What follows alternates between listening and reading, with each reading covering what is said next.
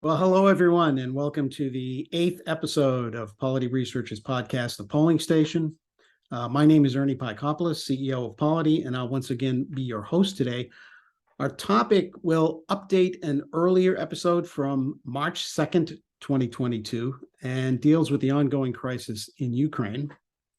Specifically, we'll be discussing among a number of things. First of all, the seeming inability of the Russian forces to decisively win the conflict.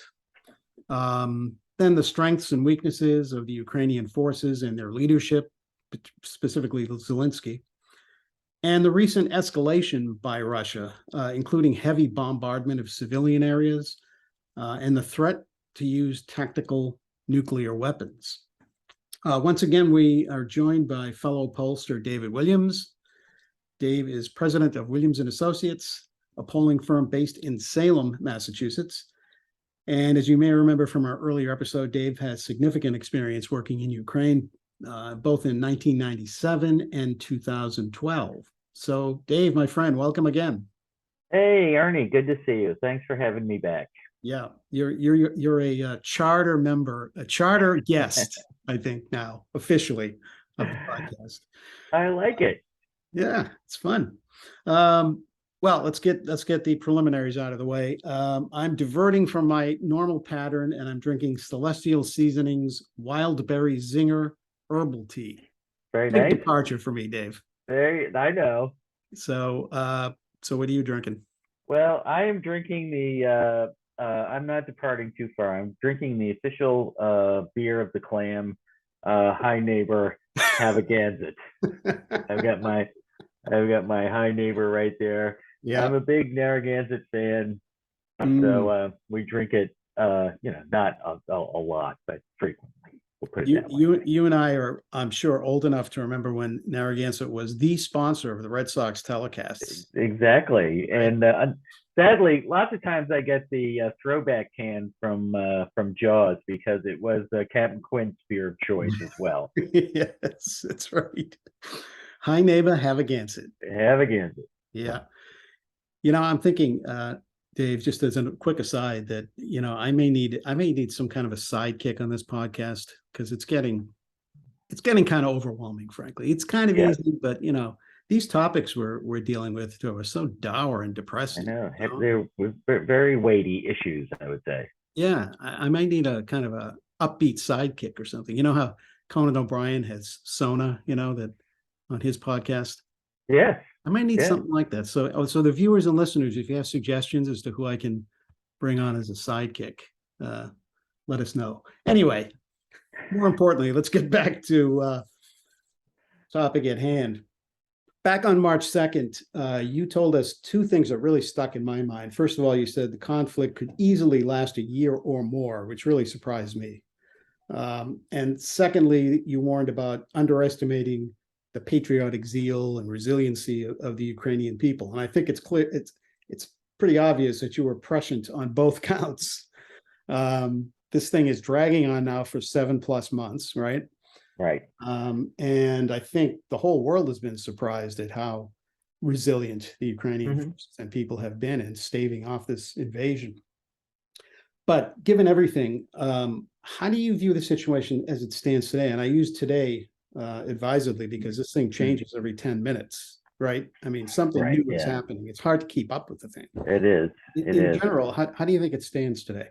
Well, I think I to be honest with you, I do believe that the Ukrainians will continue fighting because they do believe it is their native territory, and they are, like I said, a very proud and independent minded people. But you have to wonder how far. I mean, I think that the Russians, I almost said the Soviets, which is a bit of a misstep. But the Russians, if you look at what the Russians have always done, and they've been able to do this, I think, it's a different time.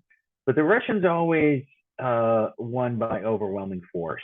They basically fell back, both in during World War I, before the revolution, but particularly during World War II, they just kept falling back into the interior in Russia until they could get themselves together, and then they just overwhelmed you. but it's different. They were an empire in 1917, so they had different, and of course part of the empire was Ukraine. Right. So they had very deep pockets from which they could draw people to actually fight for them. And the same in the 1940s, 19 late 30s and 40s, when they were the Soviet Union, which they don't have any longer. And I think they, in the early stages, what you saw was essentially them doing what they've always done. They brought in, third party kind Right. of troopers that, so you got a lot of Georgians in there, you got a lot of people from Grozny, just different places from the stands in the east, so on and so forth. And I think it didn't go particularly well for them, I think we could say. I mean, they initially had a great deal of success, but the Ukrainians, again, fighting for their national territory and getting, I don't think we can understate the amount of support that they've gotten from the West, Right. particularly in terms of intelligence. And I'm fascinated that Elon Musk and Starlink have done such a, I mean, this is a quintessential piece of their defense system. Has helped them quite substantially. But as we all know from our own revolutionary experience with the Hessians, that third parties don't always quite fight as much as one would assume. So I would be a little concerned. I think it's a little concerning that the reports that the Russians have conscripted up to 100,000 Russian troops. This is going to be completely different. Again, they're conscripts. They're not professional soldiers, but still we're talking about that sort of overwhelming numbers kind of deal. And my own opinion is the morale stinks though too, right? The Russian conscripts. Yeah. But I think what we're looking for is more of a stalemate at this point. I don't think the Ukrainians. I think as winter comes in, I think the West is going to get more and more fatigued about what's going on there, particularly considering everything that's going on with the rest of the economies in the world. To be able to keep pumping billions of dollars in there, I think I think the pressure is gonna turn on the Ukrainians to find some sort of negotiated settlement, which I think just means a long, very long, protracted, internal fight in those areas that have been taken over in the Donbass region. Right, those eastern provinces. Yeah, and then where the Russians go after this, if they kind of they'll take what they have and they'll take a bite of the apple now, and then see what they can potentially get later. I think that's the really concerning part. Is not that they're willing to negotiate some sort of a settlement, but what are they going to do when they sense they have the next opportunity? Yeah, yeah. No, you're right about their strategy. Generally, has been that fallback strategy forever. And General Winter, of course, helped them a lot. Exactly. Right. Precisely. They're not exactly in that situation. I mean, they're doing the invading now. They're not falling back, repelling the invaders, really. Yeah. And so I think you're right. They're not used to that feature either. Right. And from what I've heard, they're doing a pretty good. I mean, what they're doing right now is one of the things that I think they found out when the Ukrainians have done taking back territory near Kherson and those other places in kind of the northeast section, is that they really did not do a very good job putting up defensive barriers and so on. There were no trenches put around there, and I think they probably have kind of learned that lesson, that they're going to dig in as winter approaches. They'll dig in, and it'll be a much more difficult fight, I think, for the Ukrainians moving forward. But again, we'll see. I really don't know politically what's going on inside the inside of Russia at this point in time. Right. He's feeling some pressure, I think, Putin, from General and others. I would think he's got to be. I mean, this is just and of course the propaganda that the public is getting is different. But there are ways of getting.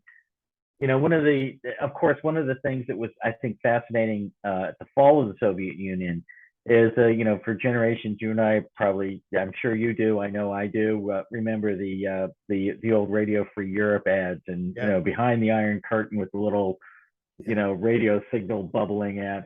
And Yeah. that was the only means of entry in there. When the internet started to happen, all of a sudden, and this is true about Afghanistan and Pakistan and a lot of other places, all of a sudden there was information coming in that the central governments could no longer control. And people woke up and said, hey, it's not like this. I mean, so there is still a little bit of that going on in Russia right now, but I think I think they're learning from the Chinese on how to really limit it. Yeah. Yeah. I guess I could foresee some kind of a stalemate, some kind of a negotiated ceasefire, and maybe the UN sends in peacekeeping forces, perhaps, or some demilitarized zone is set up. We'll have another DMZ, maybe. Right. Well, that worked so well in Serbia when they sent him in. Yes. But It's worked in North Korea, So right. Well, it's true. It's yeah. So I think that may be it. But I think there's going to be a lot of pressure, particularly from the West, on Zelensky and the Ukrainian government to say, hey, look, we just can't keep this going forever. When do you think that'll happen? Will it be midwinter, spring? I mean, how much longer do you think we can? I mean, you're right. The Biden administration has sent billions of dollars in military and economic aid. Right. Since it's gonna be interesting. I think this is of course, everyone's against this sort of globalization and of everything, but I think we will find out. I think our own elections in the United States in what is it, 12 days, whatever it is now, is going to determine what happens in the future with us supporting them as well. Because I think if there's a significant red wave, it's weird how the parties have sort of transitioned their way through things. Yeah. I mean, again, this typically would be a very Republican thing to do, right. And now I think the Republicans are looking at this. Look, what are we getting out of this? Yeah, well, elements of the Republican Party, I would say. Elements, I would say.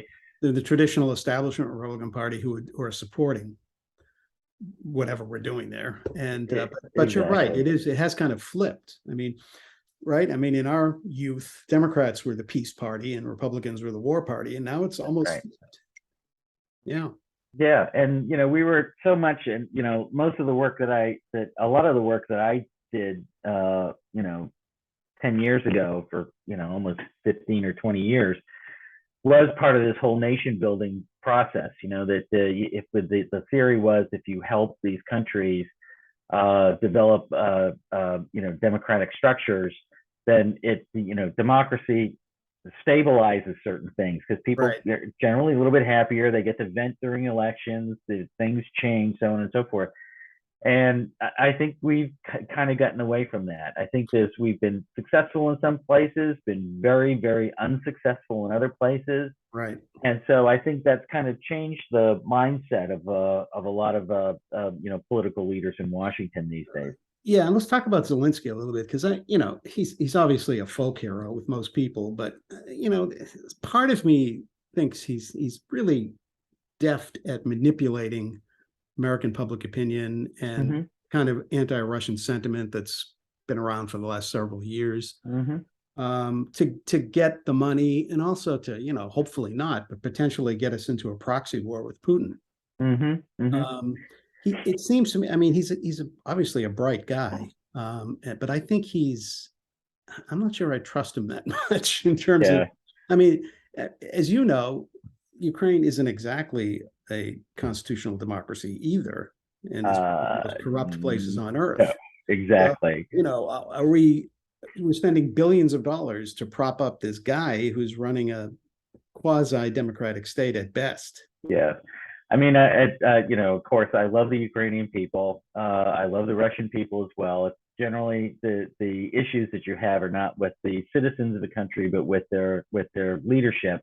I've been putting it this way, in terms of corruption and kind of malfeasance and just sort of, general nastiness. You put the Russians up here. Oh yeah, yeah. You put the Belarusians maybe right about there. Yeah. You put the Ukrainians kind of sort of there. Yeah, no, I agree. So it's they all come out of the same.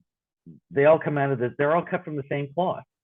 So the Ukrainians, you know, well, for example, I mean, Khrushchev was basically Ukrainian, I Right, believe, I know. Yeah. and the whole thing with the Crimea, turning Crimea over to Russia, the Soviet Union, was Khrushchev's way of saying, okay, we are sort of one people. But I mean, they're essentially all come from the same group, and they're not a heck of a lot differentiated from each other.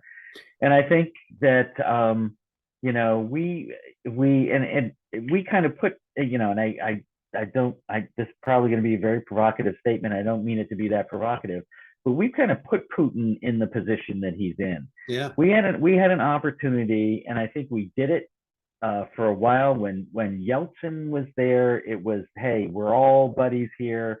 We can learn from each other. We can start these democratization processes. You can be prosperous and open society, and have all of the wonderful things that a capitalist society, or a lot of the wonderful things, Yeah. a lot of the things, I'll put it that way, that are involved with capitalist society.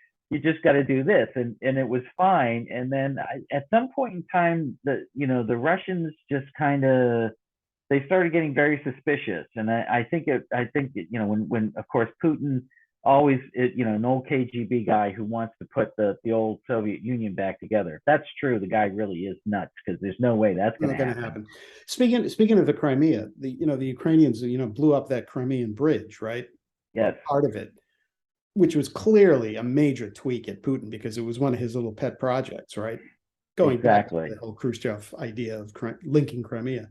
Yeah, And he retaliated by bombing Kiev and a bunch of lots of civilian areas pretty savagely.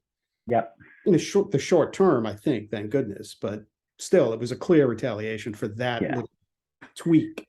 yeah. I don't know how many drones the Iranians can pump out. That's what I'm Yeah, that's I'm right. wondering. That's the thing about when you get into these, West versus old kind of Soviet bloc, or I don't want to say East, because it's not quite accurate. But we still have this sort of arsenal of democracy here. I mean, we can, if we want to, and this includes Germany, Britain, all of the European countries that are part of the EU. We have enough men and material to pump out all kinds of stuff. Well, yeah, except our supply line doesn't seem to be as efficient as the Iranians. Iranians are getting Well, that that's stuff true. in, and ours is kind of getting stuck in the pipeline, isn't it? If you Well, no, yeah, anti-missile, and this all relates back to the Chinese. If we have to bring the Chinese, well, and I think we have to, into it, is that and again, this was, love Nixon or hate Nixon. I think the first step in the devolution of the Soviet Empire was Nixon's China strategy, because it absolutely. completely threw over the balance of power out of whack, Right. completely out of whack. Yep. And that's now turned. So you've got China and its proxies, including some of our really good friends like Pakistan, who is the very, our friends. I should have used air quotes there. Yeah. Who have developed or helping, at least reportedly. I don't have firsthand evidence of this, but helping the Iranians develop their nuclear capabilities. Yeah. So you've got the Chinese kind of sitting back there, and it's almost, I hope it doesn't devolve to this, where the proxy war is actually not between us and the Russians, but the proxy war is actually between us and the Chinese. God. That Yeah. is that is the real frightening piece of this And it puzzle. would have multiple fronts. Obviously, Taiwan would get pulled in eventually as well. So, Absolutely. And what the Chinese have done very smartly, and I see it almost everywhere I go. I think we might have mentioned this in an earlier one, is with this whole, and this may actually collapse in upon itself because of the economics of it, but the whole Belt and Road Initiative that oh yeah, China does. right. They come in, they build you stuff. In Zambia, they came in, they said, listen, we want to take over these copper mines. They need copper. And Zambia said, well, I don't know, the U.S. Companies in the West, they want to do some stuff here too. And, well, how about if we build you a new government complex? Okay. They're also building corn plants in North Dakota.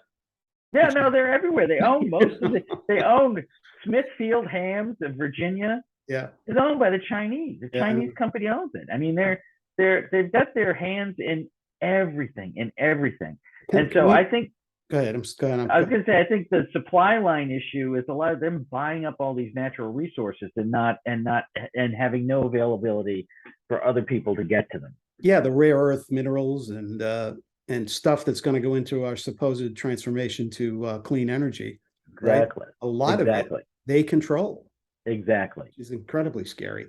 Another scary thing, maybe even scarier, of course, is Putin's not so veiled threat to use tactical battlefield nuclear weapons in Ukraine.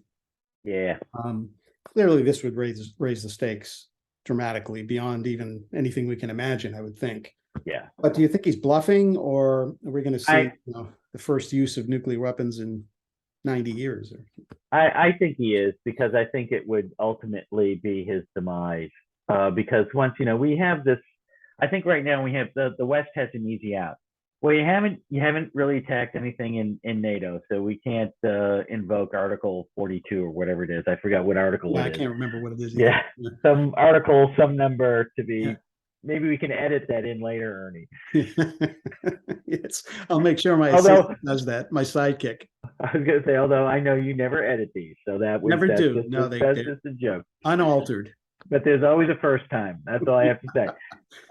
Anyway, so we've been able to kind of weasel out of this invocation. If something were to happen where they use some sort of battlefield tactical nuclear weapon, that's a mouthful in itself. Yeah. I think that all of a sudden we would have to do that invocation, because I think you could someone could make the argument that if fallout started drifting west, Yeah. that essentially that is an attack on one of our, and there are other, there was some sort of cyber attack, well documented, obvious cyber attack to Germany, for example, which there probably has been. It wouldn't surprise me if there has been, but we've kind of kept it under because we don't want things to kind of escalate. That would change dramatically the whole configuration of what's going on. What would that look like, invoking that article? I mean, are we going to send ground troops into Ukraine? Are we going to send them into Poland or Germany? Or I think that's a good question. I don't know, but I do think that it would involve it would definitely involve ground troops, and I think it would have to be something to really, at some point in time you can rationalize, okay, since we're not Ukrainians, okay, guys, get together, figure this out. Right. I mean, you're killing everybody here. We don't really give a behind about some territory, even though it is the industrial heartland of Ukraine, which is why the Donbass is so important to them. But it's everything is just too touchy. Let's just figure this out, and we'll let these things sort of happen. At some point, you're going to have to say, nah, we can't really reward them for doing this, because it's only gonna encourage other people to do it as well. Right. And I think hopefully, well, the word hope is in there, but we've learned from what happens when you start appeasing people to that extent.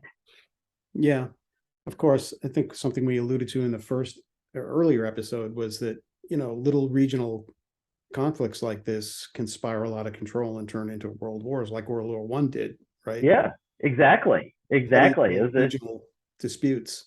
Yeah, and so I think that's why everybody's saying, okay, well, we'll let the Ukrainians, we'll show the Russians that we are serious about this, that you can't really do this kind of stuff, but we'll kind of let you get away with it. And this is, recollect back to when this first started happening. Joe Biden says, well, it depends on how much territory they actually take. Right.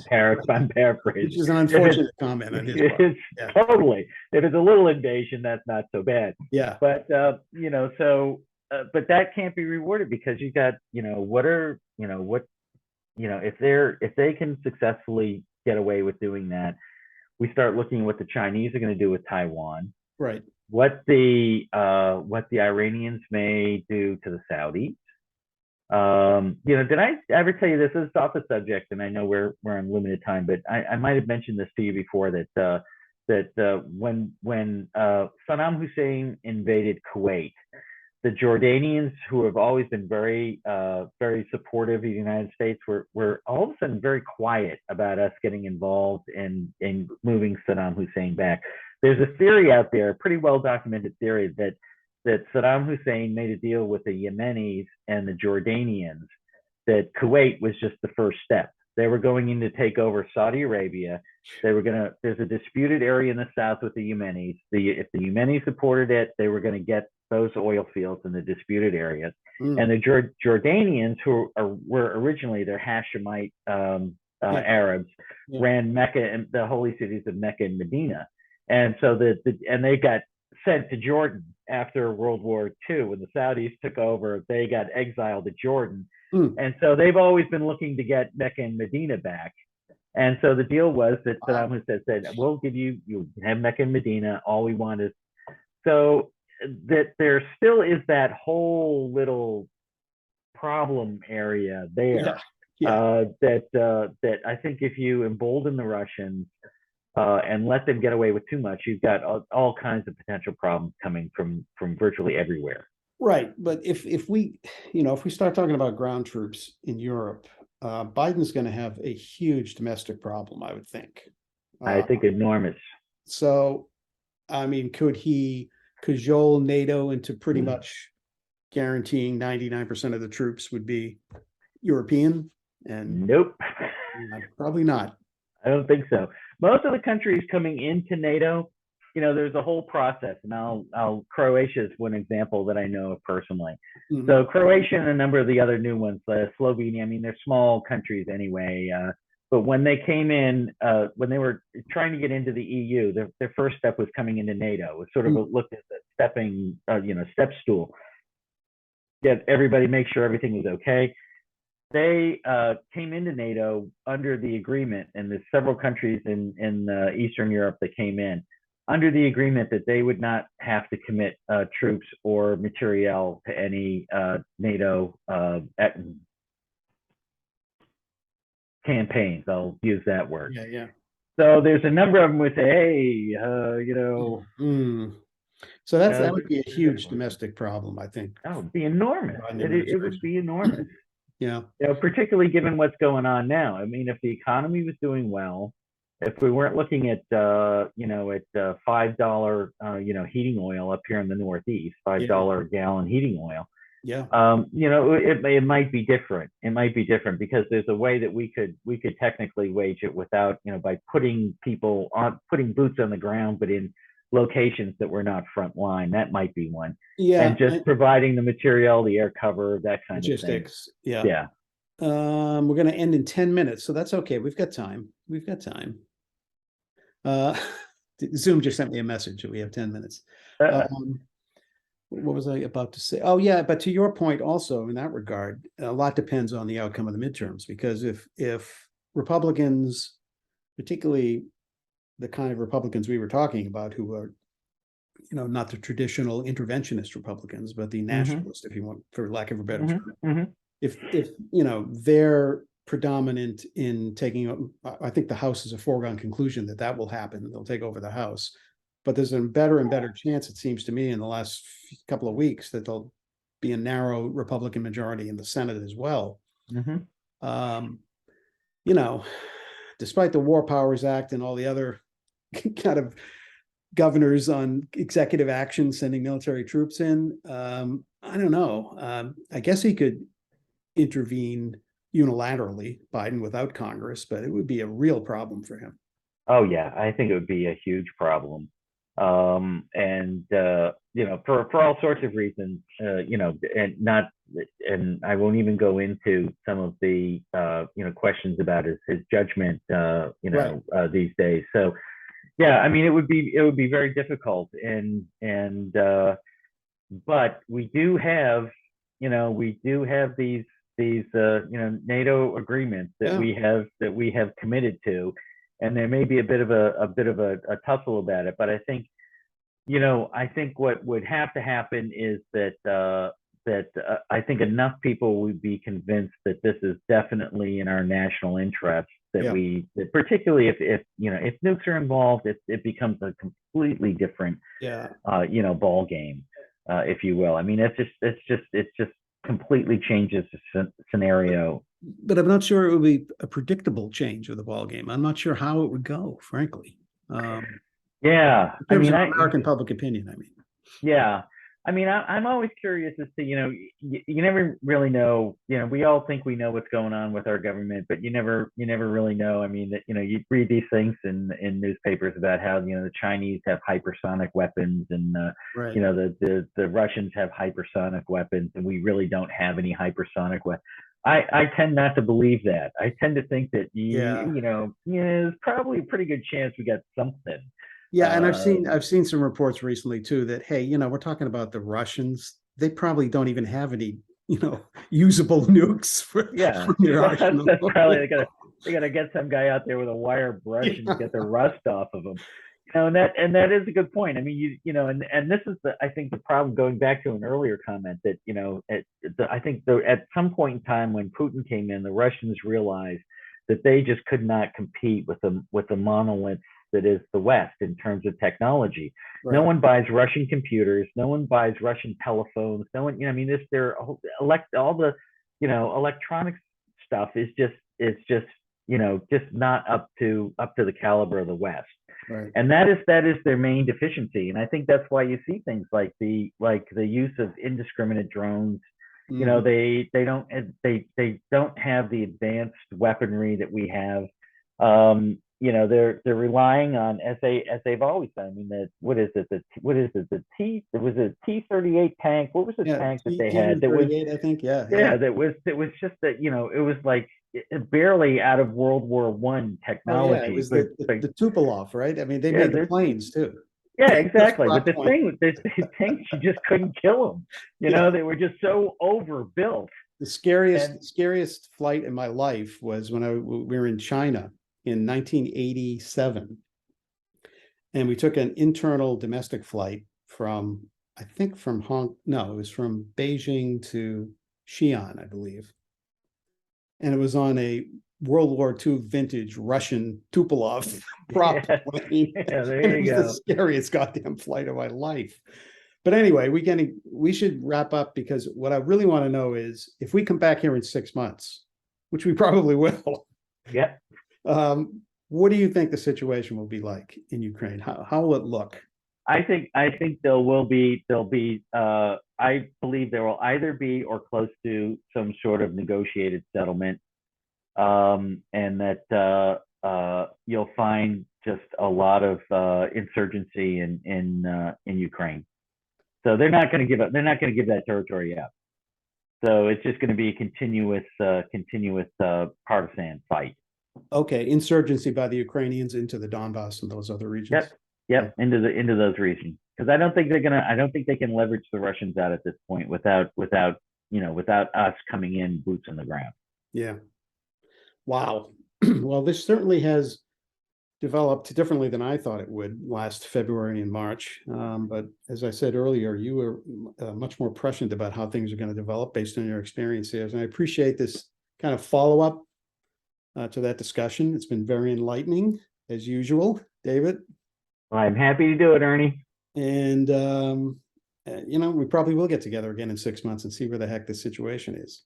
Yes, I'll be drinking Pabst Blue Ribbons by then, probably. Yeah. PBR, huh? The old PBR. And if you have any thoughts about a sidekick, please email me. And that I definitely will. Listeners and viewers. I definitely will. Yeah. Okay. Sounds good. I might actually apply for the job. No. Charter guests cannot be sidekicks. It's a totally different genre. Hello. I've enjoyed our discussion, my friend. Thank you. And I hope everybody out there enjoyed it, and hope you'll join us for our next episode of The Polling Station. This is Ernie Paicopolos of Polity Research. So long.